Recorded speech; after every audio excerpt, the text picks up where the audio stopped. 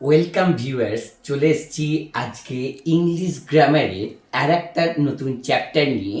সেটা হচ্ছে কি না, তো প্রেফিক্স অ্যান্ড সাফিক্স। তো আমরা অনেকেই কি করি, এই প্রেফিক্স অ্যান্ড সাফিক্স ওয়ার্ড সম্পর্কে কনফিউশন থাকি, বা অনেককেই দেখেছি যারা স্টুডেন্ট আছো যে জিজ্ঞেস করো স্যার প্রেফিক্স ব্যাপারটা কি, সাফিক্স ব্যাপারটা কি। আবার অনেকেই যারা চাকরির পরীক্ষা দিচ্ছ বা কম্বাইন্ড এক্সাম দিচ্ছ, তারাও এই দুটো ওয়ার্ড নিয়ে কিন্তু খুব কনফিউশনে থাকো। তো আজকে আমার এই ভিডিও দেখার পর আশা করছি কোনো কনফিউশন থাকবে না। চলো দেখা যাক প্রেফিক্স অ্যান্ড সাফিক্স ব্যাপারটা কি।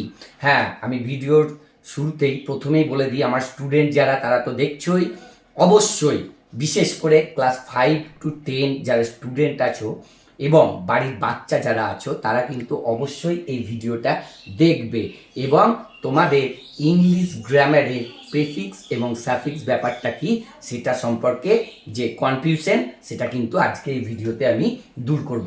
চলো আসা যাক, দেখি কি ব্যাপার। তো প্রথমেই দেখো দিয়েছে প্রেফিক্স। তো আমাকে জানতে হবে প্রেফিক্সের বাংলা কি। তো আমি বলি প্রেফিক্সের বাংলা হচ্ছে কি না, তো উপসর্গ। বাংলায় যেটাকে আমরা উপসর্গ বলে থাকি সেটাকে ইংলিশে আমরা কি বলি না, তো প্রেফিক্স বলে থাকি। বোঝা গিয়েছে? এইবার আমরা জানবো যে প্রেফিক্স কাকে বলে। দেখো কাকে বলে, বলেছে দেখো প্রেফিক্স হলো এমন শব্দাংশ যা শব্দের আগে বসে এবং মূল শব্দের অর্থ বদলে দেয় বা বাড়িয়ে দেয়। আমি আরেকবার বলি, প্রেফিক্স হলো এমন শব্দাংশ যা শব্দের আগে বসে এবং মূল শব্দের অর্থ বদলে দেয় বা বাড়িয়ে দেয়। আশা করছি এতটুকু বোঝা গিয়েছে যে কি না, তো প্রেফিক্স ওয়ার্ড যেটা হবে সেটা সব সময় একটা শব্দ থাকবে, তার আগে বসাবো এবং মূল বা নতুন যে শব্দটা তৈরি হবে তার অর্থ কিন্তু আমরা বদলে ফেলবো। That is prefix. কয়েকটা ছোট্ট উদাহরণ দিলে কিন্তু আমাদের এই কনফিউশনটা দূর হয়ে যাবে। চলো দেখি কি বলেছে। তো প্রেফিক্স ওয়ার্ড আমরা চিনব কি করে, তার দেখো ফর্মুলা কিন্তু এখানে সুন্দরভাবে দেওয়া আছে। কি বলেছে যে prefix plus root word is equal to new word. ফর্মুলাটা আরেকবার দেখো, prefix plus root word is equal to new word. তো প্রেফিক্স ওয়ার্ড কোনগুলো আগে আমাকে জানতে হবে। দেখি কি, দেখো প্রেফিক্স ওয়ার্ড আমি একটা ধরেছি কি না, তো আন।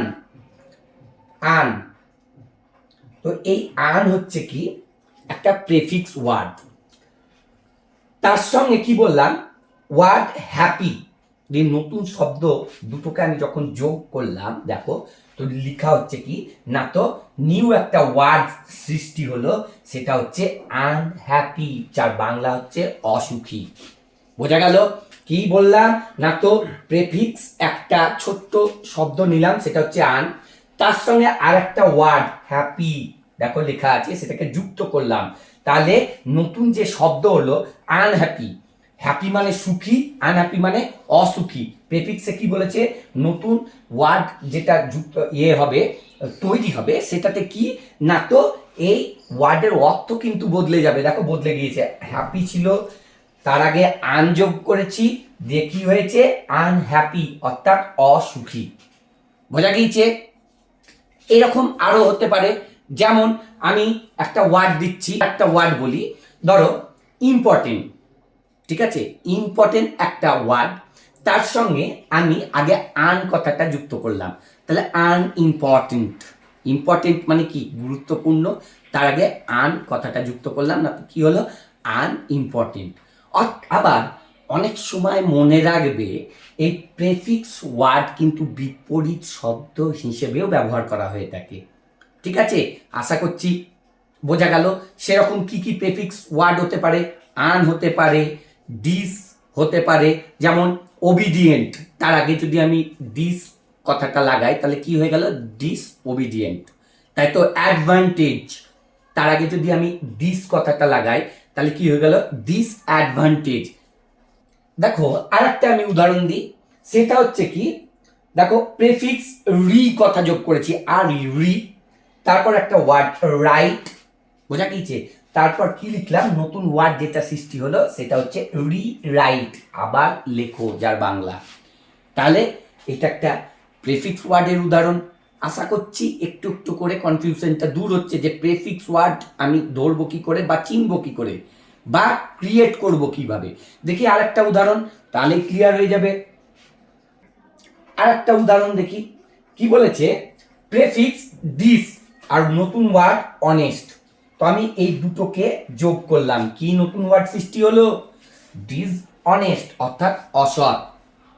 This is an example of prefix word. তাহলে দিস, আন, রি, এই সব ছোট ছোট ওয়ার্ডগুলো যদি কোনো ওয়ার্ডের সঙ্গে যুক্ত করা হয় তাহলে নতুন যে ওয়ার্ডটা সৃষ্টি হবে সেটাই হয়ে যাবে প্রেফিক্স। প্রেফিক্স আশা করছি একটু বোঝা গেল। এবার যাব আমরা কিসে, না তো সাফিক্সে।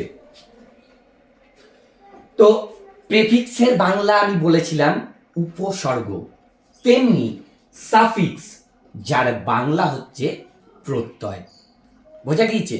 তো প্রথমেই জেনে নেব সাফিক্স কাকে বলে। না তো কি বলেছে দেখো, সাফিক্স হলো এমন শব্দাংশ যা শব্দের শেষে বসে এবং শব্দের অর্থ বা পার্ট অফ স্পিচকে বদলে দেয়।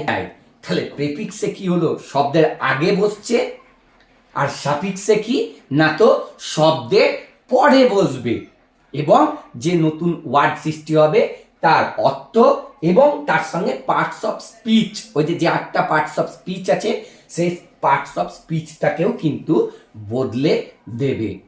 কয়েকটা ছোট্ট উদাহরণ দিলেই আশা করছি এই সাফিক্সের কনফিউশনটাও তোমাদের কাছে দূর হয়ে যাবে। দেখা যাক। তো প্রেফিক্সের যেমন একটা ফর্মুলা ছিল তেমনি সাফিক্সেরও একটা ফর্মুলা আছে। দেখো কি বলেছে, রুট ওয়ার্ড মানে মেন ওয়ার্ড যেটা থাকবে তার সঙ্গে সাফিক্স যে ওয়ার্ড, তার সঙ্গে কি করতে হবে, সাফিক্স ওয়ার্ডটাকে যোগ করতে হবে, দিয়ে কি হবে, নিউ একটা ওয়ার্ড সৃষ্টি হবে। তো কয়েকটা উদাহরণ দিলে কনফিউশনটা এক্ষুনি দূর হয়ে যাবে।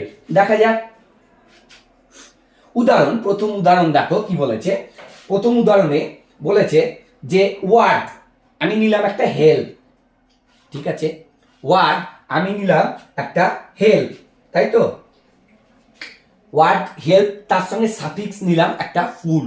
তো ওয়ার্ড দিয়ে যুক্ত ফুল করলাম, নতুন যে ওয়ার্ড ক্রিয়েট হলো, নতুন শব্দ দেখো হেল্পফুল, বোঝা গিয়েছে।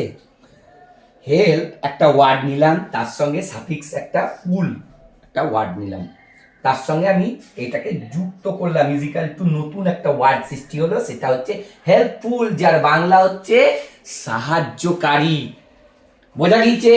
সাফিক্স ওয়ার্ড কিভাবে ধরবো, তো হেল্পফুল পেলাম আগের উদাহরণে। নেক্সট আরেকটা দেখি উদাহরণ কি করা যায়।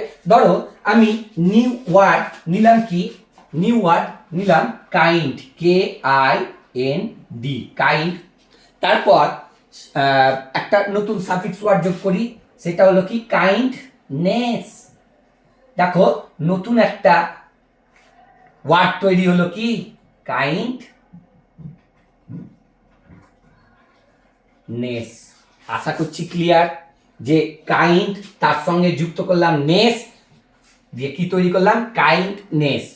ধরো এরকম আরো অনেক উদাহরণ হতে পারে, যেমন বিউটি তার সঙ্গে ফুল যোগ করলাম, হয়ে গেল কি বিউটিফুল, অর্থাৎ আমি এটা কিন্তু সাফিক্স ওয়ার্ড পেলাম।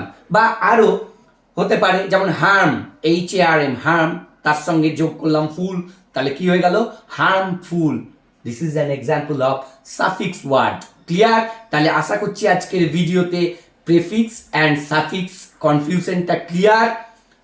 আশা করছি তোমরা যারা এই ভিডিওটা দেখছো বা প্র্যাকটিস করছো অবশ্যই তোমাদের কাজে লাগবে। হ্যাঁ, অবশ্যই আপনাদেরকে বলবো বাড়ির বাচ্চাদের অবশ্যই এই ভিডিওগুলি সময় করে দায়িত্ব নিয়ে কিন্তু দেখাবেন। সঙ্গে থাকুন ইজি ইংলিশ উইথ হিমাদ্রি।